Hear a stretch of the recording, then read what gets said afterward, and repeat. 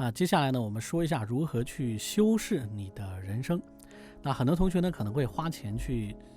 这所谓的什么调音啊，比如花几十块啊、几百块，甚至是上千块去淘宝啊什么地方找人帮你调。那实际上来讲啊，调音这个行业它带有一定的骗的性质在里面，因为我们都知道同一个歌手他唱不同歌的时候，他的这个混音的这个整个风格都是完全不一样的。我举个例子啊，比如说你听这个林俊杰唱歌，他唱这个比如说无法克制的时候啊，那首歌无法克制，他的这个整个的这个声音的这个风格是，就是说混响各方面是非常大的，这种声音很空灵。但是他唱什么他说啊，唱什么这个不死之身这类的歌的时候，你会发现哎，他的这个声音又非常贴耳，是不是？这个是完全两种不一样的混音的这个风格。那你想想，你网络上花个1000块钱找人帮你调一个所谓的精调效果，这个效果其实是不可能适应所有歌曲的。就连林俊杰自己唱，完全就每一首不同的歌，他的这个声音风格都是完全不一样的。包括其他的歌手，什么张学友、陈奕迅啊，什么周杰伦什么的，其他都是这样的。他们唱不同的歌啊，他的这个混音风格都不一样。所以呢，根本就不存在什么所谓的这个万金油的这么一个调试的方案。你花了大钱去就是说找人帮你调，得到的结果其实并不是一个万能的一个结果，所以你花的这个钱其实是冤枉钱，对吧？没有必要的。而且呢，调音你看着别人好像是效果器给你加了一大堆，但实际上里面有很多效果器的功能是重复的，他们自己可能都不懂为什么要加那么多重复的效果器，他们完全就是一个导入一个工程，或者说随便加几个自己喜欢的这个效果器啊，使用习惯比较熟的效果器，瞎鸡巴帮你扭几下参数，然后时间磨久一点，你就感觉好像他在帮你精调，其实不是。然后在心理暗示方面跟你沟通一下，哎，这个效果是不是很好？哎，我觉得很 OK 哦，哎，我觉得你唱这个，哎，我太好听了。然后心理暗示各种奉承你、赞美你，然后呢，这个你自己就会觉得，哎，好像是哦，好像是这么一个点。其实心理暗示这个东西在这个行业是非常有用的啊，就比如说你去网上买这个硬件，你会百度搜一下某某某某声卡比较好，然后如果说百度里面有几个帖子，哎，说这个声卡真的非常棒，那你就会好吧，我就买这个。但如果说你搜的是某某声卡有什么缺点，那你会发现搜出来的帖子全部都是说这个声卡有什么缺点。然后同样一个产品，你搜它的缺点和它的优点，得到的帖子是完全不一样的。这个时候你就会发现，其实这就是心理暗示的一个作用。有很多同学其实自己可能下定不了决心的时候，他就会去找别人帮他下定决心啊，这个就是所谓的心理暗示。调音也是一样的道理，其实大家调的效果都差不多，但是呢，有些人他名气稍微大一点啊，有些人可能收费贵一点，你就会觉得好像他调的效果好一点，但实际上调音这个行业99%都是骗子啊，都是骗的那么一种性质。所以呢，这个长脑子啊，反正我不收你钱，对吧？我是课程免费的啊，你学了肯定也不会给我钱。淘宝里面很多的商家其实都是学我的教程学会的，但是呢，他们并不会感谢我，到最后可能他们还会骂我，因为我一直在告诉大家啊，淘宝那些人是骗子，但是很多人还是愿意花钱去养骗子，这个是非常不能理解的啊，就像姻缘硬盘一样的道理。好吧，扯得有点远了。那修饰人声呢，无非就那么几步啊。第一步，好，我们打开这个素质软件，设置好一切，按 F3 打开调音台，然后呢，将你的这个调音台呢改成这种风格啊，改成这种风格，就点击这里啊，改成这种风格。这种风格呢，可以在侧面打开这个效果器的插入和发送，比较方便啊。然后改成这种风格之后呢，第一个我们要加的效果器呢，就是让我们的人的声音的噪音进行降低。但实际上啊，我现在跟你们讲话的时候，噪音并不会很大啊。所以呢，我其实是可以不用降噪的，但是为了演示，所以呢，我这边给大家演示降噪。那如何找这个降噪效果器呢？点击这个搜索然后呢，在这里输入 NS1。那这个 NS1呢是属于 Waves 里面的效果器。那 Waves 这个效果器呢，在期限格是有下载的最新的版本呢是 Waves 10。Waves 10呢有500多个效果器非常非常的丰富。如果你愿意研究的话，它几乎能满足你一切的要求。但是呢，这里面我们其实用不到它所有的效果器，所以呢，我们先用第一个 NS1 降噪效果器。这里呢分单声道和立体声。注意 M 这个后缀呢是单声道， S 这个后缀呢是立体声。所以呢，我们这个人声的轨道是单声道，所以我们加载单声道的这个效果，直接把它拖过来就可以了。那加载上它之后呢，你的这个背景噪音呢就会明显的降低。那这个时候我把这个效果器旁通啊，这个是旁通的功能，我把它旁通，然后你们听一下，我不说话，你们听一下我的背景。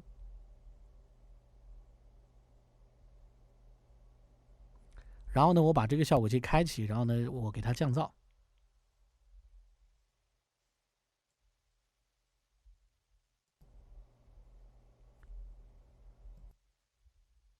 是不是能明显感觉到我的这个背景噪音被去掉了，对吧？而且呢，这个效果器的好处呢，就是它的延迟还非常的低，在一个可以接受的这么一个范围。不过呢，降噪之后，你应该能明显感觉得到，它的这个音质，就是我们人声的这个音质是被降低了的。我现在用的这个纽曼的 TLM107的这个话筒，如果被它降噪一下呢，可能就变成了2000块钱的什么小奶瓶这类的这个音质了。所以呢，降噪其实是非常亏的这么一种做法啊。但是这个降噪只要推推子就够了啊，你只需要推一下推子就可以降噪啊，非常的简单，没有什么多余的功能。推子越往上推，降噪的力度就越猛；推子越往下呢，降噪的力度就越轻啊，它就是这么一个设定，非常的简单。我给你推荐的效果器绝对是你不需要学什么非常专业的知识就能用的效果器啊。然后这个效果器呢，在正常情况下我是不推荐的，因为它虽然延迟很低，但是加上它肯定也是有延迟的。另外一个点呢，就是你用了它之后，你的音质会下降，这一点是非常关键的啊。那音质下降是非常非常不能忍的这么一个做法。那在什么情况下可以不要用降噪效果器呢？注意啊，这个非常重要的知识点啊。如果说你现在正在播放音乐，然后呢，你的 BGM 控制到一个比较小的一个范围，然后跟别人交流的时候，你不说话的时候，别人就不能感知到你的噪音。这个时候我不说话，对吧？你们听到的是一个比较小声的 BGM， 你并听不到我背景的噪音。这个时候呢，你就可以不要用降噪，是吧？这样跟你们说话，你们听着也很舒服，对吧？音质也不下降，这个时候就可以不要用降噪。但如果说你放了伴奏，放到这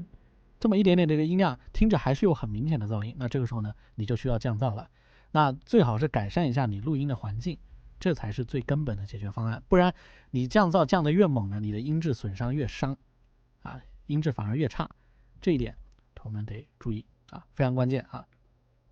这是第一个降噪效果器啊，用这一个你可以走遍天下啊，基本没有什么关系了啊。那第二个呢，就是你可能需要对你的人声啊进行一定的修正。那修正人声啊，比如你唱歌的时候跑调什么的，你要修正人声。那这个时候呢，我就介绍一个效果器给大家用，叫Real Time 的这个 Waves 里面的效果器，就这个。那这个效果器呢，可以比较有效的修正你的这个人声的跑调，而且它功能非常的简单啊，你只需要动这个钮就行了。那这个钮的这个原理是这样的，你越往这边扭呢，它修出来的效果会越电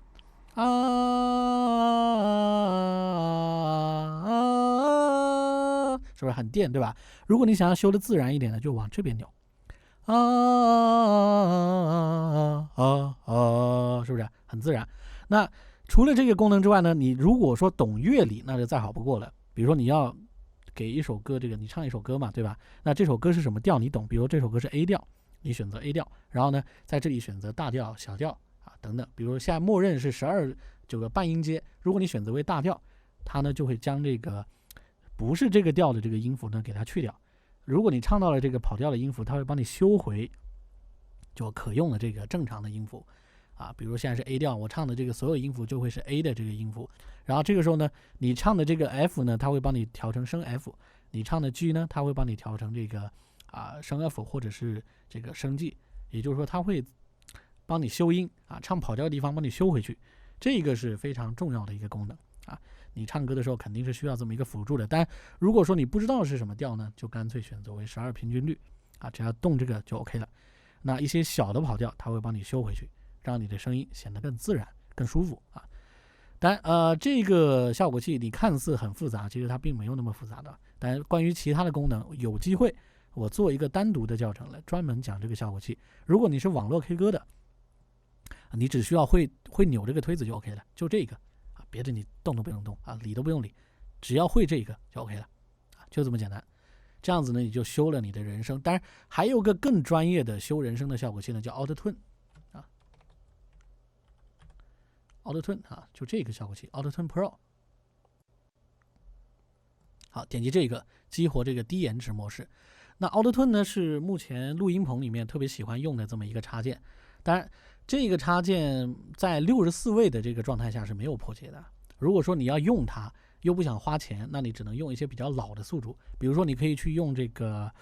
Cubase 5，或者是 Nuendo 4，或者说什么其他的一些 Audition 3或者 Audition CS6 这类的比较古老的那种宿主，然后呢加载这个 Auto-Tune 6，Auto-Tune 6代是有破解的啊，但 Auto-Tune 后面的8也是有破解的，不过呢破解的并不好啊，不完美，所以不推荐使用。如果你要用它的话，建议还是买个正版吧Auto-Tune Pro 这个是没有破解的啊，当然价格稍微贵一点。不知道到这个下个月，也就是11月份啊，这个感恩节和那个就黑五的时候会不会打折？会的话，我会在期限格发帖，有需要的你可以去买一下，因为这个修出来的效果比而且它的功能各方面比那个 Waves 那个要更强大的多啊。这里呢，你也不需要懂太多的功能。首先呢，这个钮子啊，它是修的这个反应速度，比如说现在这个往这边扭呢，它就是不修。往这边扭呢就是修，而且呢它修的幅度会很大啊，比如就是它这个幅度会非常的大，那越往这边扭呢幅度越小。然后这个呢就是修的这个它的这个反应速度，这个是幅度，这个是速度。那你会发现到这里之后，它的这个反应速度就没那么快了，对吧？那这个时候修出来的感觉呢就会更加的自然一点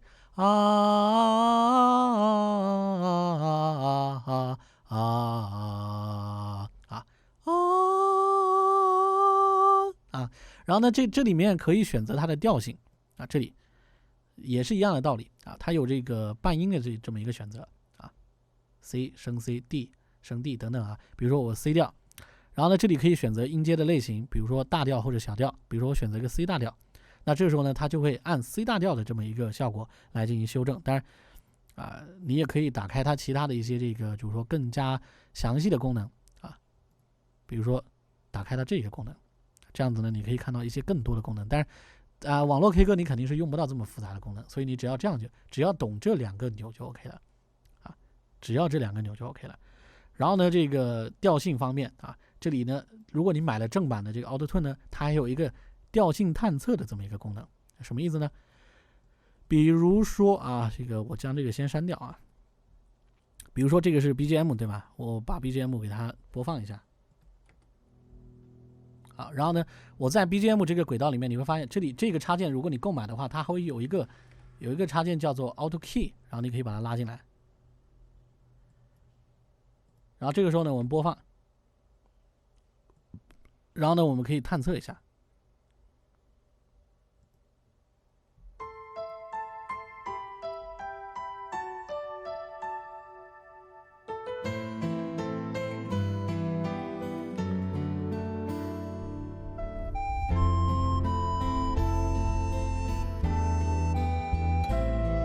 你看，它可以帮你探测出来，这是 A 的这个 A 调啊 ，A minor 啊 ，A minor。如果你不满意，你还可以再次点击让它探测。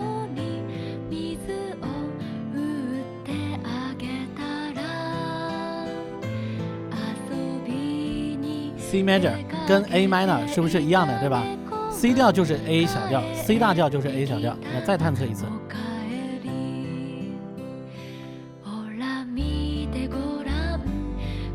你看 C major， 再来，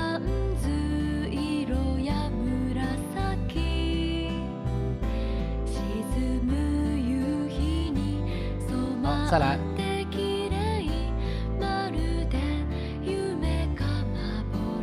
当然，探测这个调性的话，最好是在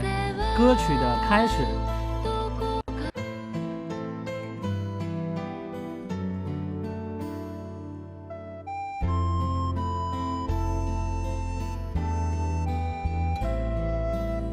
是不是它探测出来的就会比较准一点？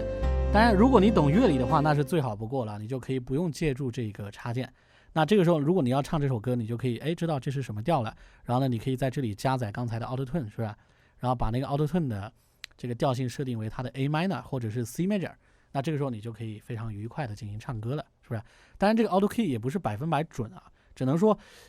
它相对来讲还是比较准的。只要你的音乐风格是流行的正常的这个音乐，它其实探测的这个效果还是非常非常准的，8-9成吧。但如果你懂乐理，懂一点点乐理，那它就基本可以非常好的帮助你了。但懂乐理的基本上也就自己知道什么调了，也就不用用这个插件了。只是如果你是一个非常爱唱歌的，但是乐理又不是很好的同学，那 Auto Tune 的这个购买呢，其实对你的帮助还是比较巨大的啊。OK， 那降噪你已经解决了，然后呢，这个人声音高修正啊，你也已经知道怎么去用了。那这个时候呢，下一步啊，我们要学会如何去给自己的这个声音加这个空间感，也就是所谓的混响。那加混响怎么加呢？点击这里，然后呢，添加这个效果器的这个通道，这里。好，添加一个效果器的通道之后呢，我们可以在这里加载这个混响的效果器。那我呢，推荐给大家这个混响效果器，除了Waves 里面有的这个混响之外呢，我推荐大家下一个 FabFilter 的一个混响，因为它的功能相对来讲会比较亲民一点，比较简单一点。那在这里，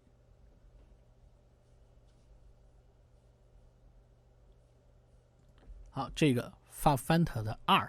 这个后缀为2的这个就是混响，你呢可以把它拉到你的这个效果器轨道这边来。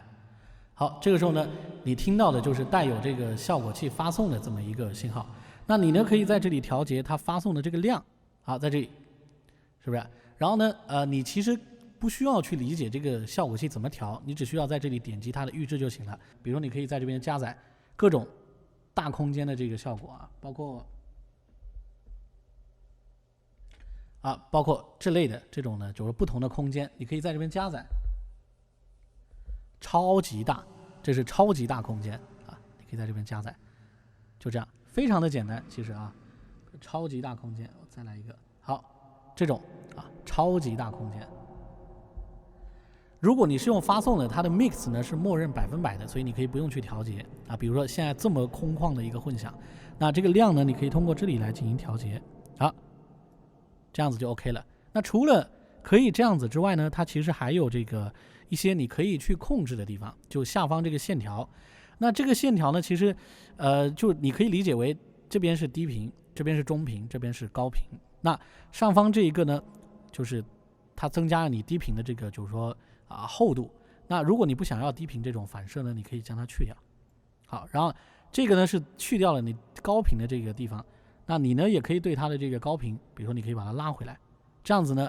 它就会就高频的这个反射呢会更多一点。你想让混响的感觉更明亮一点，就这样调。当然底下这个黄线是最终输出的这个效果，所以黄线你也可以改一下。比如说现在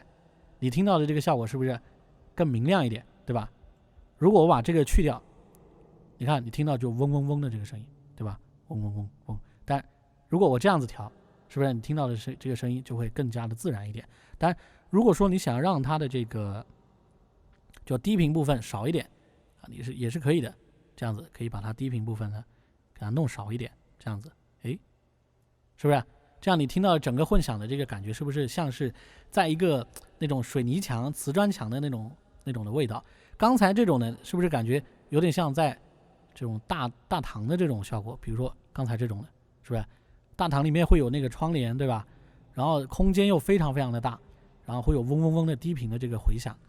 就这样一个效果。但如果我把低频去掉，就是感觉像是在一个很空旷的一个瓷砖或者水泥的这么一个空间里面，对吧？所以呢，你要达到一个什么样的效果，你直接在这边调就 OK 了当然你如果不会调，那干脆就用预制就从小到大你想要小空间的就直接用这里的，这里都是小空间的small 小空间的这么一个混响。你看我拉下去就是一个房间的这么一个效果，对吧？如果说你要大空间的，就越往这边就空间就越大。你看这个就稍微大了一点点，那这个呢就又会更大一点。你看是不是？如果你要超级大，就是这个就是超级大。所以呢，这个混响效果器我推荐给大家用的原因就在这里，就是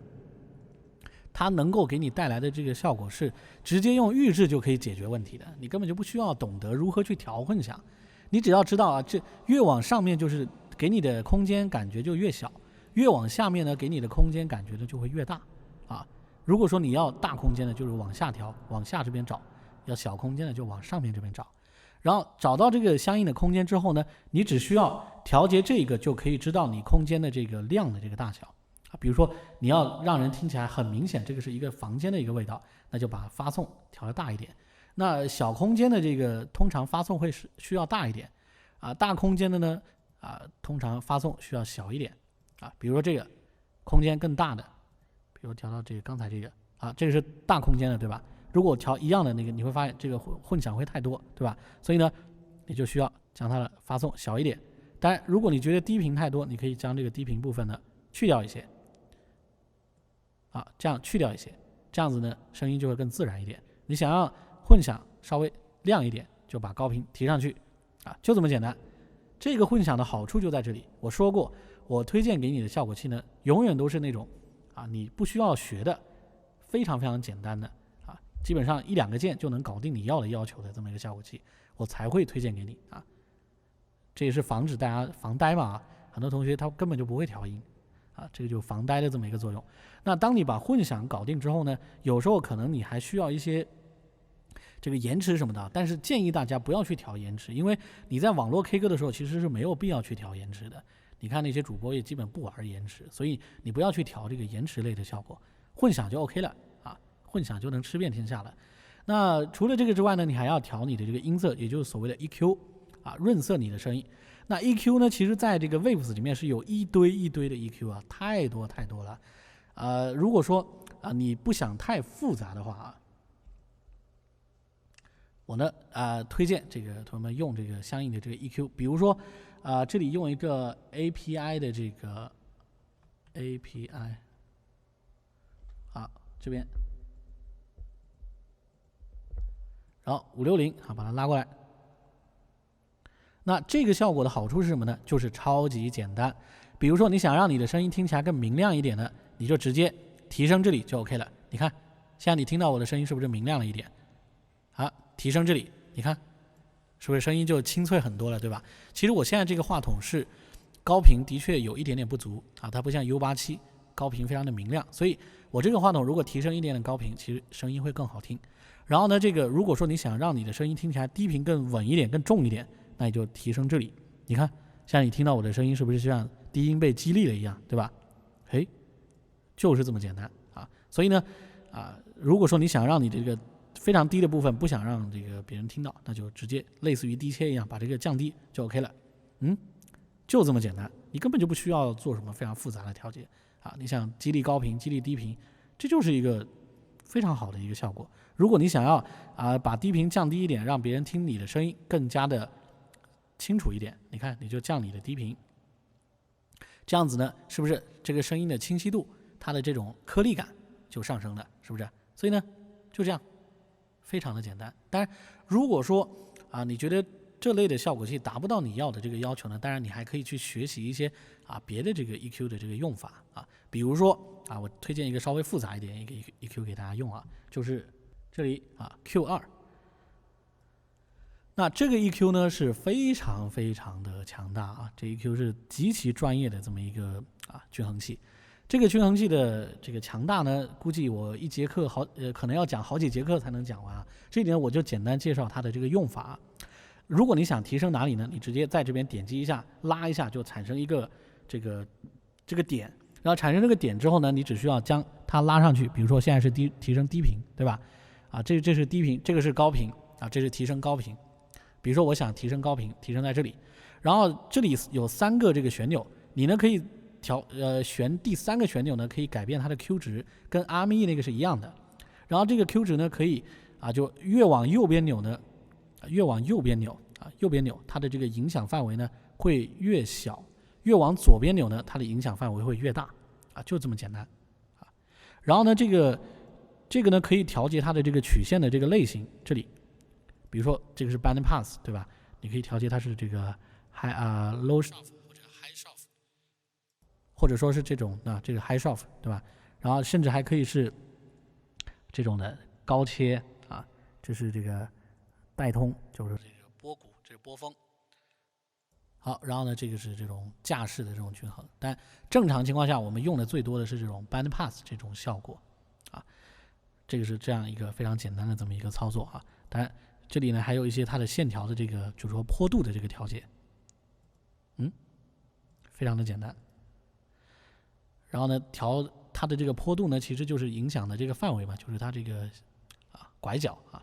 然后呢，这里呢是调节它的这个增益的这个量，这个中间这个旋钮，比如说现在增益的比较多，对吧？这个呢是调节它的这个频率的这个位置。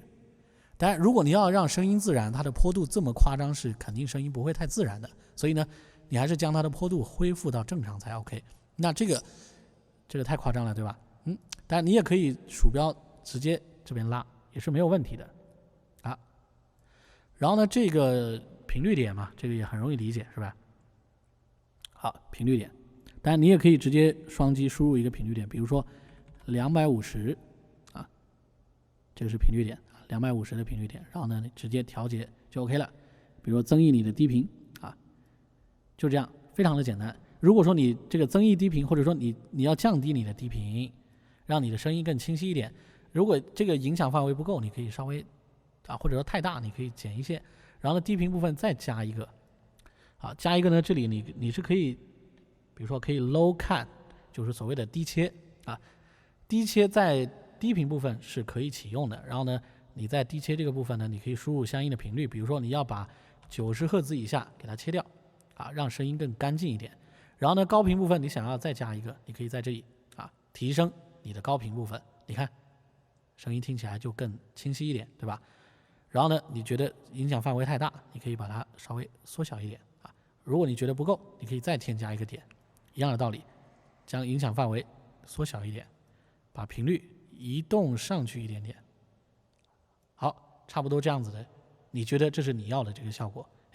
这就是 OK。如果你想要调节哪一个呢？你只需要鼠标点击它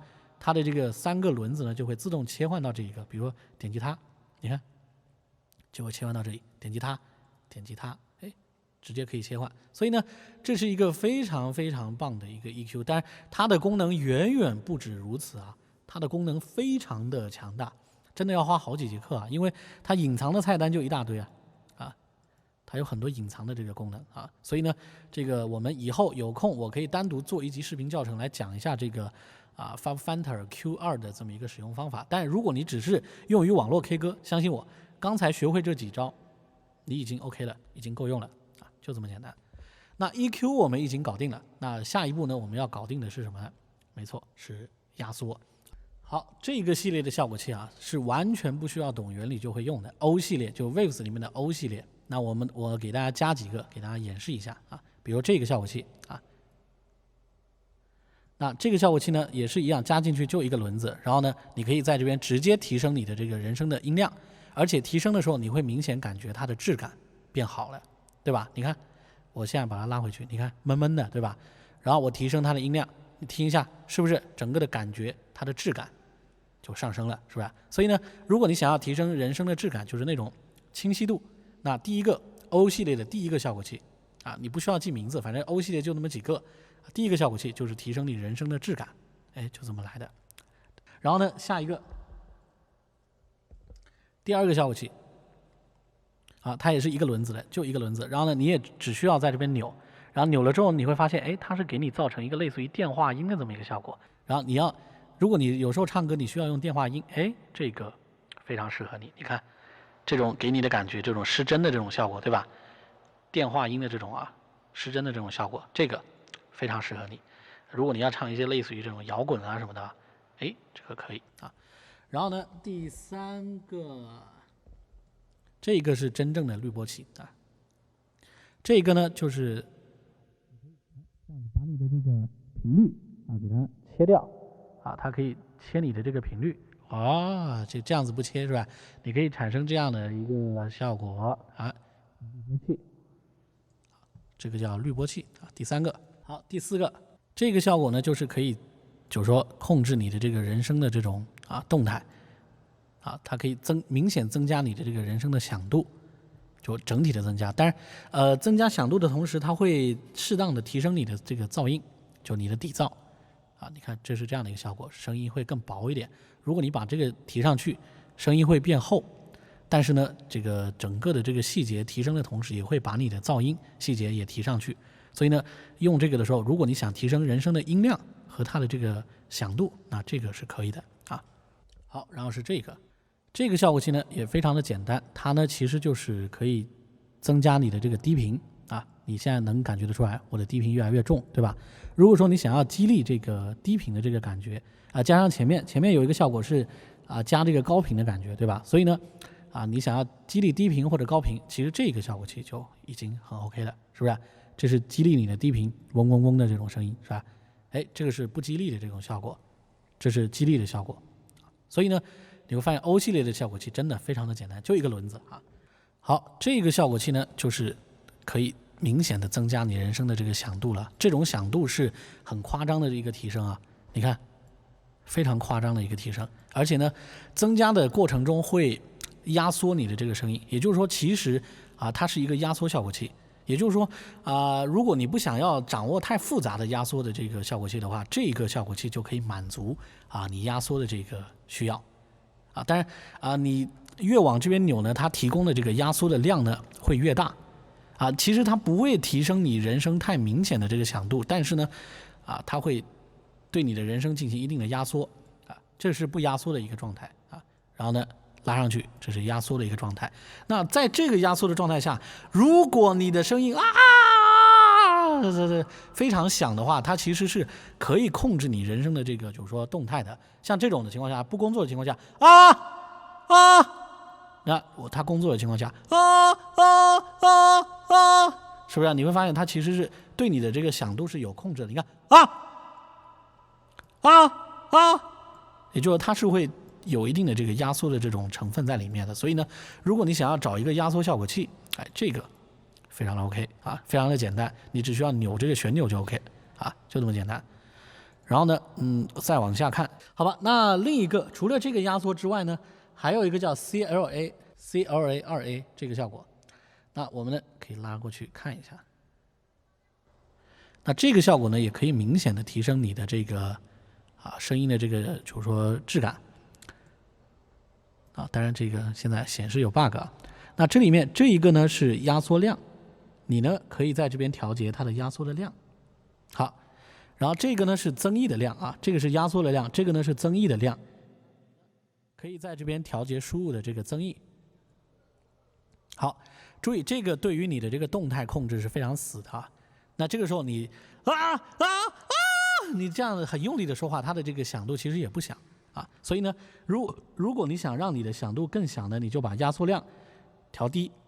把增益量调高，它就可以提升你人声的音量。如果你想要控制动态呢，就是把这个往右边扭的越狠呢，压缩的这个效果呢就越狠，就这么简单所以呢，我给你推荐的效果都是超级简单的，一点都不难这是CLA 2A 的这么一个效果。当然除了这个公司就 Waves 做这个之外呢，其实 Waves 的这个 CLA 2A 的这个效果其实并不是非常好如果说你有安装别的公司的这个就是说2A 的效果呢，其实别的公司也做得非常的棒好，这个公司就是所谓的恐龙，那这公司压出来的效果呢，就质感会好很多而且它整个动态的感觉控制的会更加的猛烈一点那就这么简单。然后呢，这个是提升，对吧？然后呢，这是降低。那这个呢是压缩量，你呢可以在那边控制。好，这是恐龙给你的一个效果OK， 那这样子压缩量稍微小一点。你想让底噪少一点呢，就把这个增益不要开那么高，压缩呢可以适当的少一点。这样子呢，你的动态控制呢就会更舒服一点。这个呢就属于是 T-Rex 就是恐龙里面的这个 2A， 整个界面做的会更加的还原一点跟那个真实的 2A 更像一点然后呢效果会稍微好一点。当然那个 Waves 那个也可以，反正网络 K 歌的音质就是 MP3 的音质你过分追求也没有意义然后除了这个之外呢，还有一个76对，这个76它第一个这个压缩效果器，这个76。然后呢，这个压缩效果器呢也是这样，这个是输出你可以控制好，这个是输出。那这个呢是输入，当然你还可以切换成这个 limit 的这个模式但不用去管它，复杂的功能不用管，你只要注意加上这个效果器，这个呢就是你输出的这个最终的这个音量，这个呢是你输入的这个音量的提升你可以在那边提升。那提升的越多呢，它给人的感觉就是这个声音的猛烈就是那种贴耳的感觉会越多啊。你现在听到的这种效果啊，当然这个效果比较类似，就是刚才我们 O 系列那里面的这种效果啊。这个76呢也是非常有名的效果器，当然在这个 Waves 里面也有76啊，跟这个也是一样的，都可以，都没有问题。那基本上你这个人声音高修正搞定了啊，降噪搞定了，混响搞定了， EQ 搞定了啊，压缩也搞定了。那这个时候你要进行网络 K 歌呢，就已经没有任何的问题了。保存预制怎么保存呢？比如说现在这个预制，我觉得我喜欢，你可以点击文件，这边有另存为，我们点开，然后会跳出一个界面，然后呢，你可以把这个工程存到什么地方？比如说存到这边啊，然后呢，你可以存个1。好 ，OK。那下一次你要用这个工程呢，可以直接打开宿主软件里面，点击文件，然后打开刚才那个1就 OK 了啊，就可以直接加载我们刚才的所有的这个效果器啊等等的这个设置，直接开始 K 歌。你可以保存一个，比如说这个是摇滚的啊，这个是抒情的，这个是什么什么的啊，保存一些工程，直接打开模板就可以直接调用，就是这么简单啊，不需要太复杂的设置。这样子呢，你的网络 K 歌调试呢就完全可以你自己来主导啊，你自己就能决定它是一个怎么样的一个走向，对吧？当然光学会这些可能还不够，你还得学会另外一个技巧啊，所以呢我们后面再讲啊。